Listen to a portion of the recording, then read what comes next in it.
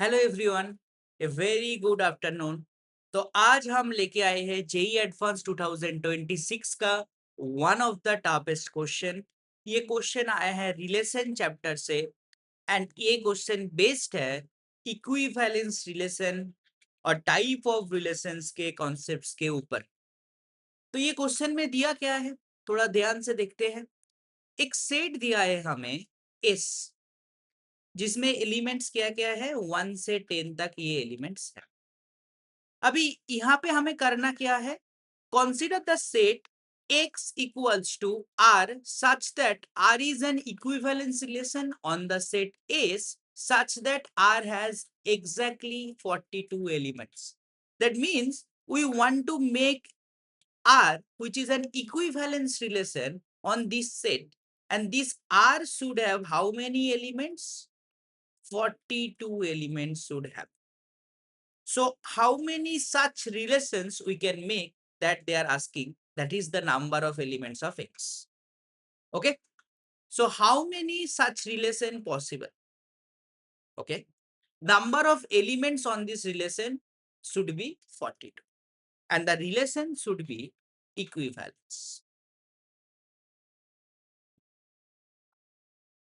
So how to fix number of elements in a equivalence relation? If you know the concept of partitioning, this question is very easy. तो partitioning का concept समझने के लिए हम एक छोटा सा एग्जांपल लेते हैं और एक बार बात करते हैं पहले। फॉर एग्जांपल हम एक सेट ले रहे ए, जिसमें एलिमेंट्स क्या क्या है, 1, 2, 3। तो हम अगर एक इक्विवेलेंस रिलेशन बनाएंगे यहाँ पे, फॉर एग्जांपल 1 1 2 2 3 3 1 2 2 1, तो ये एक इक्विवेलेंस रिलेशन है, आप चेक भी कर सकते हो। तो इसमें हुआ क्या है, हम 1 एंड 2 को सेपरेट किए हैं एंड 3 को अलग से पार्टीशन किया है। तो 1 एंड 2 से जो भी ऑर्डर्ड पेयर बन सकता है इन बिटवीन, वो सारे ऑर्डर्ड पेयर मेरे पास आया है 1 1 2 2 1 2 एंड 2 1। एंड 3 अलग से है, तो 3 के बीच में कितना ऑर्डर्ड पेयर बन सकता है, वो आया है 3 3। ऐसे हम जितने भी डिफरेंट वे में पार्टीशनिंग कर सकते हैं, उतना डिफरेंट डिफरेंट इक्विवेलेंस रिलेशन मेरे पास आएगा। फॉर एग्जांपल मैं अगर 1 3 को अलग से पार्टीशन करूं, 2 को अलग रखूं, तो यहां से भी एक इक्विवेलेंस रिलेशन ही मिलेगा, 1 1 1 3 3 1 3 3 एंड 2 अलग से है, मतलब 2 2 ही बस पॉसिबल है, तो बस यही आएगा। तो देखो, अभी हम थोड़ा सा अगर नंबर ऑफ एलिमेंट्स का बात करें, तो ये 1 3 को, दो एलिमेंट को हम अलग से पार्टीशन किया है, उससे कितना एलिमेंट मेरे पास आ रहा है, टोटल 4 एलिमेंट आ रहा है। ये सुन, आप अगर आपके पास दो एलिमेंट है ए एंड बी, इससे आप कितना ऑर्डर्ड पेयर बना सकते हो, तो A B B A B P A, total 4 बना सकते हो। तो ये 4 एलिमेंट मेरे पास आ रहे हैं, और यहाँ पे जो एक एलिमेंट था, यहाँ से कितना आ रहा है, एक ही आ रहा है। तो हम अगर रिलेशन ढूंढना चाहे, तो अगर मैं दो एलिमेंट को पार्टीशन कर रहा हूं, अगर मैं दो एलिमेंट को पार्टीशन कर रहा हूं, वहां से 4 एलिमेंट आ रहा है, मतलब 2 स्क्वायर आ रहा है। एक एलिमेंट को जब पार्टीशन कर रहा हूं, वहां से भी 1 स्क्वायर, मतलब 1 एलिमेंट आ रहा है। मतलब हम अगर जनरली लिखे, अगर मैं एक्स एलिमेंट को पार्टीशन करूं, तो वहां से मेरे पास एक्स स्क्वायर एलिमेंट्स आएंगे। Is it clear?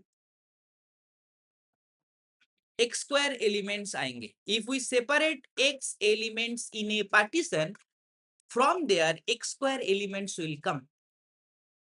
So अभी इसी कॉन्सेप्ट को हम यहाँ पे लगाने वाले हैं कि 10 एलिमेंट है, कितने वे में पार्टीशन करना है मुझे नहीं पता। बस फॉर एग्जाम्पल हम मान ले रहे हैं कि हम x y z ऐसे पार्टीशन कर रहे हैं elements, total 10 elements. So sum of total elements obviously 10 तो होना ही चाहिए, कितना है पार्टीशन मुझे नहीं पता। एंड टोटल एलिमेंट्स कितना आना चाहिए, 42। तो एक्स पार्टीशन, एक्स एलिमेंट से एक्स स्क्वायर एलिमेंट्स बन जाएंगे, वाई जो एलिमेंट्स पार्टीशन किया गया है अलग से, उससे वाई स्क्वायर बनेगा। ऐसे करके टोटल सम मेरे पास 42 आना चाहिए।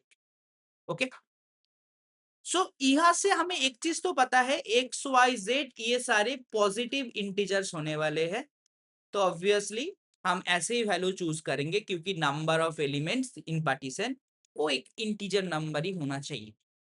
अभी तो ऐसा हम अगर एग्जाम्पल ढूंढने जाए तो 42 के आसपास परफेक्ट स्क्वायर आपको क्या दिख रहा है, 36, तो 36 plus 4 40 and 1 1, so that means x हो गया 6, वाई हो गया 2, जेड आ गया 1 एंड डब्ल्यू अनदर वेरिएबल हम मान लेते हैं वो भी 1 आ गया। टोटल 10 एलिमेंट्स का पार्टीशन हुआ है। ओके, अनदर पॉसिबिलिटी हो सकता है कि एक स्क्वायर हम क्या ले रहे हैं, 36 का पिछले वाला स्क्वायर है 25 प्लस 25 प्लस 16 हम अगर ले ले तो 41 प्लस 1 42 आ गया। मतलब एक्स हमने लिया 5, वाई हमने लिया 4 एंड जेड हमने लिया 1। तो इससे हमें क्या साबित हो रहा है कि ये दो तरीके से हम 10 एलिमेंट्स को सेपरेट कर सकते हैं ताकि टोटल एलिमेंट्स 42 मेरे पास आए। These are the possibilities.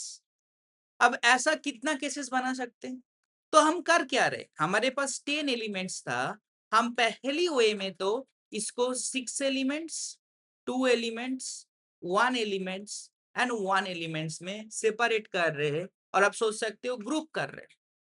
तो ऐसा कितना ओएस होगा, आपने पीएनसी में ये चीज पढ़ा है, ओएस कितना आ जाएगा 10 फैक्टोरियल अपॉन क्या आ जाएगा 6 फैक्टोरियल, 2 फैक्टोरियल, 1 फैक्टोरियल, 1 फैक्टोरियल, और ये दोनों ग्रुप का साइज सेम है तो एक 2 फैक्टोरियल अलग से हमें डिवाइड करना पड़ेगा, वो सबको पता होगा। इसको कैलकुलेट करेंगे। सिमिलरली एक और पार्टीशनिंग क्या हुआ है 5 4 1 में, तो ये भी एक वे हो जाएगा। इससे कितना वेस आ जाएगा 10 factorial by 5 factorial, 4 factorial, 1 factorial. थोड़ा कैलकुलेट करते हैं, इससे कितना आ जाएगा 6 7 8 9 10, 4 factorial means 24, so 8 and from 6 I am cancelling 1 3, so 2 will be left, that is 24 done. So 2 into 7 14, 14 into 9 126, 126 into 10 that will become 1260। And यहाँ से भी हम अगर कैलकुलेट करेंगे कितना आ जाएगा 7 8 9 10, 2 factorial means 2, here also 2, 2 to 4 it will become 2, 14 into 9 again 126, 1260। So total OS that will become how much, 1260 plus 1260, that will become 2520। So from here in this question, number of equivalence relation that is possible, that is 2520। So number of elements in X, that is 2520। I hope you got the answer. This is a very good question. If you know the concept of partitioning and Bell number, this question was doable for you. Okay. So thank you very much. Have a great day.